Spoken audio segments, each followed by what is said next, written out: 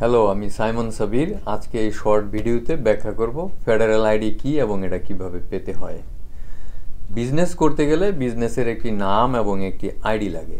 এই আইডিটা কি ফেডারেল আইডি বা ট্যাক্স আইডি, বিজনেসের ট্যাক্স আইডি বা এমপ্লয়ার আইডেন্টিফিকেশন নাম্বার বলা হয়। সোল প্রোপাইটর বা একক ব্যক্তি মালিকানাধীন ব্যবসার জন্য এটা না হলেও চলে।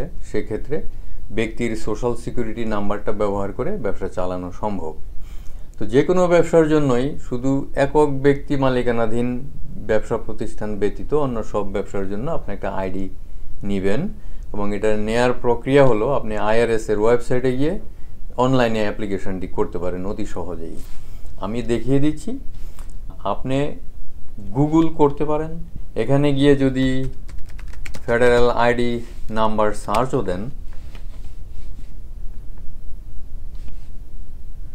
দেখা যাচ্ছে আইআরএস-এর সাইটটি চলে আসছে, এমপ্লয়ার ফেডারেল আইডেন্টিফিকেশন নাম্বার।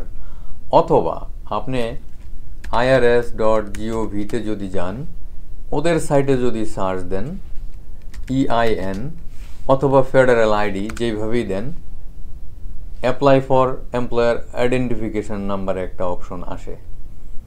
এখানে ক্লিক করলে আপনাকে নিয়ে যাবে যেখানে আপনি আইডির জন্য অ্যাপ্লিকেশন করতে পারবেন। Apply for an EIN click করলে আপনাকে নিয়ে যাবে এইখানে।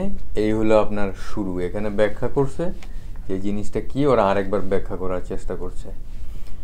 আপনি যদি বিগিন অ্যাপ্লিকেশন ক্লিক করেন, আপনাকে অনেকগুলো প্রশ্ন করবে, যে প্রশ্নের উত্তরের ভিত্তিতে আপনাকে একটা আইডি ওরা তাৎক্ষণিকভাবেই ইস্যু করবে।